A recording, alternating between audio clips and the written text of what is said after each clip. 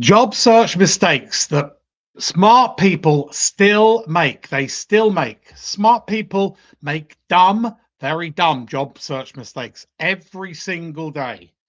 Not because they're lazy, but because not because they're incompetent, but because they treat a job search like an activity instead of a strategic campaign.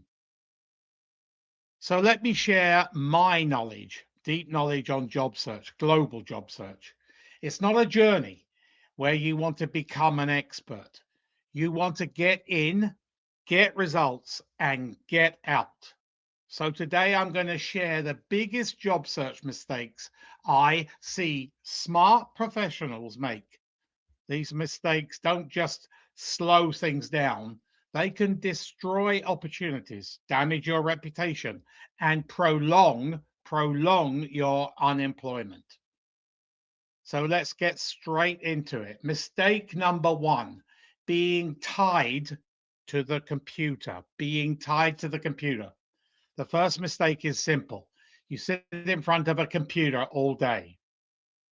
You apply, you click, you upload, and you refresh. Great. But at the end of the day, you feel productive. But in reality, I'm telling you, you're not. Because sitting in front of a computer does not generate the results you need. Yes, LinkedIn is a great tool. Yes, job boards have a place. But job boards are not the solution. They just are one of the many tools. They are not out there meeting people. If you are not out there meeting people, building conversations and creating visibility, your chances of being hired drop dramatically. Smart people they love their computer screens. Hiring happens through people, actually meeting people, shaking hands. Mistake number two, avoiding networking and conferences. Now, this one's harsh, but true. If you avoid networking, you are going to commit career suicide. That's not dramatic, that's reality. You cannot hide in your home, send applications, and hope the world discovers you. You need to be front and foremost in the minds of career influencers in your industry throughout your career, when you're gainfully employed and when you're in career transition. So that means attending conferences, professional events, industry gatherings, that your local designation or industry association, executive breakfasts or dinners, alumni events. People don't use their alumni. It's like a gold bar to you. So many people, and you are part of a club. You've spent a lot of money to join that club. So use your alumni. So here's the key. You only need one lead to generate one interview for one job.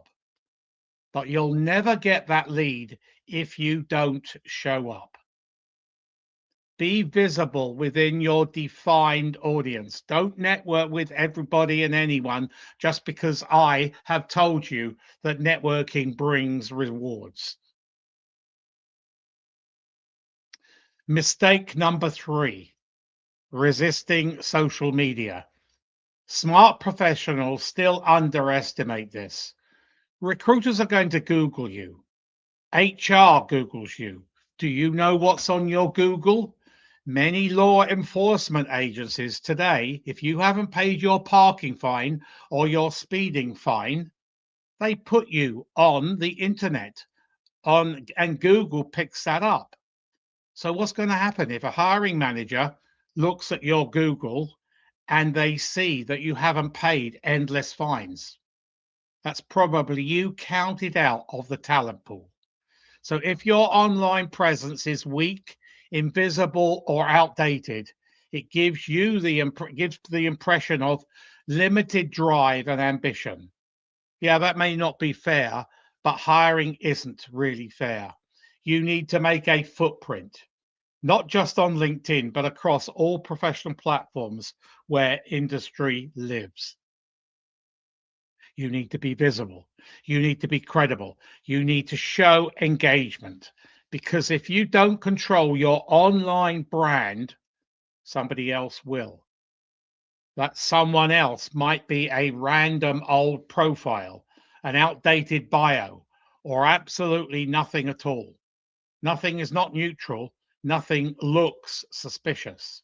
If you haven't been on LinkedIn and been active on LinkedIn for the past 2 or 3 months, even when you're gainfully employed, you need to be active.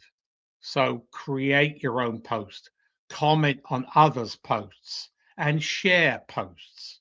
That really helps you with your Google ranking on LinkedIn. So be active on LinkedIn. Mistake number 4. I see this so often: blasting resumes. This is one of the biggest myths in job search. If I apply to enough jobs, something will stick. So smart people send out 300 applications, 800 applications, 2,000 applications. Then they wonder why nothing is happening. Here is what history shows, based on working with thousands and thousands of clients.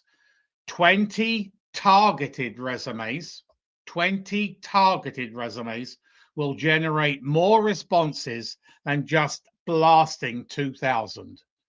Yes, 2,000 will create attention, but usually not at the right level, not the right role, not the right salary, or not the right company. It becomes a numbers game where the numbers will crush you.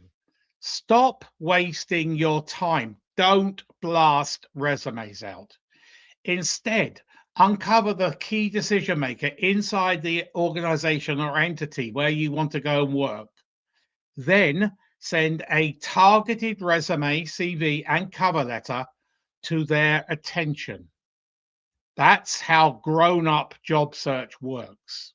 If you really want that job, go the extra mile and put your resume, your CV, and your cover letter in a flat envelope, one of those courier envelopes, so like FedEx or Purolator or any other courier, and send it to them. Because psychology tells us that this is an important letter. I'm going to open it first, and that's where you become memorable. It works, I can tell you. Just ask many of my clients. So mistake number 5: unprofessional personal marketing. This one stings because it hits very smart people hard. When you start a job search, forget your title. Forget being an engineer. Forget being an accountant. Forget being an HR leader. Forget being a marketing director, or forget being a COO. Because during a job search, you are not one of those functions. You are a salesperson. You are selling yourself.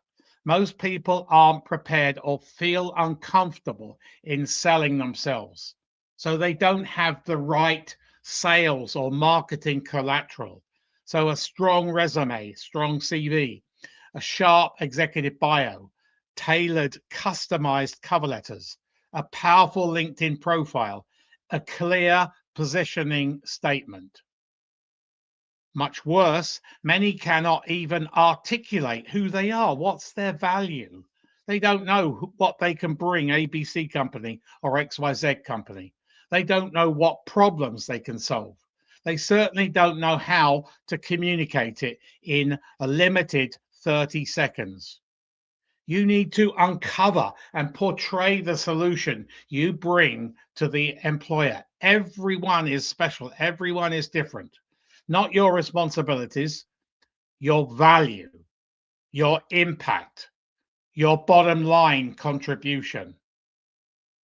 Mistake number 6: failing to connect with key influencers.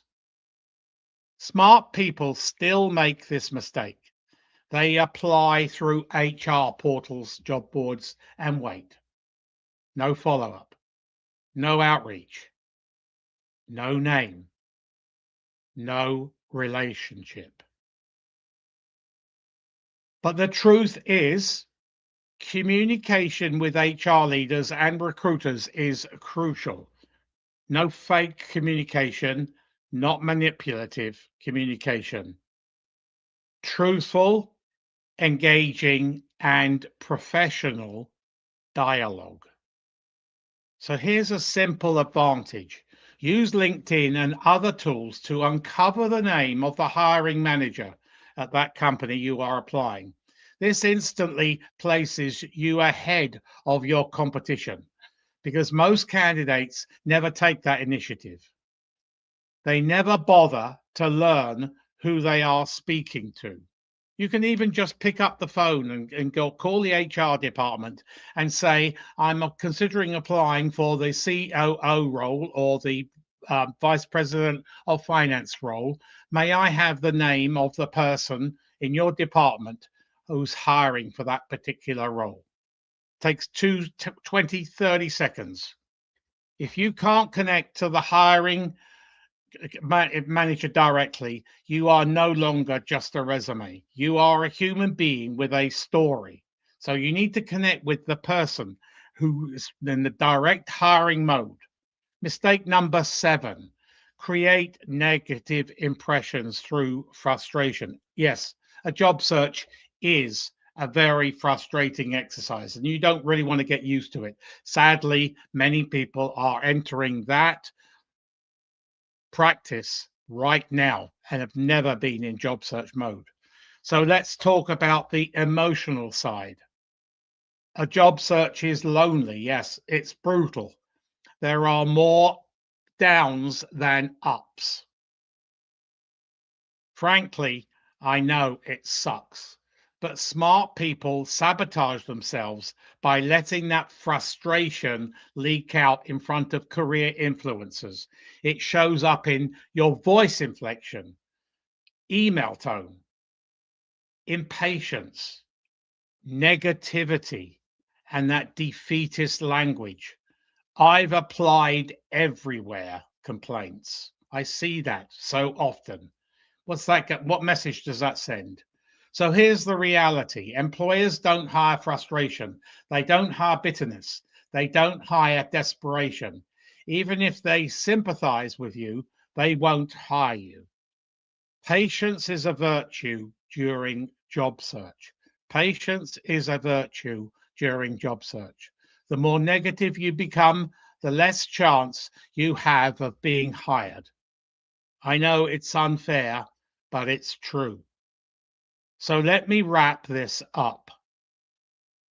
There are plenty of external circumstances you cannot control, like the global economy right now, hiring freezes, layoffs, internal candidates, budget changes. The list goes on. You cannot control those. But there are also many things you can control. Smart professionals who win in job search do this. They treat it like a serious business project. They go outside their comfort zone. They market themselves professionally. They build that visibility. They network strategically within their defined audience. They target decision makers. Job search is not luck. It's leadership and persistence, conquering the fear of rejection. Hopefully, I've helped you today. I'm Martin Buckland, a global executive job search coach and a global executive career management practitioner. If anybody wants some further details on job search, I am more than happy to help them. Or if you want a free, no obligation, no sales pitch resume critique, send it to this address below and I will help you. Career management is important, so you need to manage it like a business. For more information on my career management services, on general career management, go to my YouTube channel, Martin Buckland, and press the subscribe button and the bell button where you will be notified of many future videos. I think we may have a comment from somebody. Oh no, it's just somebody. No, a couple of comments. So thanks for listening today, and hopefully you've learned something about job search. Yes, it is an art, and it's not an art you want to become used to, but so sadly, it is what many, because of the geopolitical situation in the world right this minute. There are many people having to make that adjustment and to learn. It's a, if you are in career transition, i.e., unemployed, it's a full-time gig.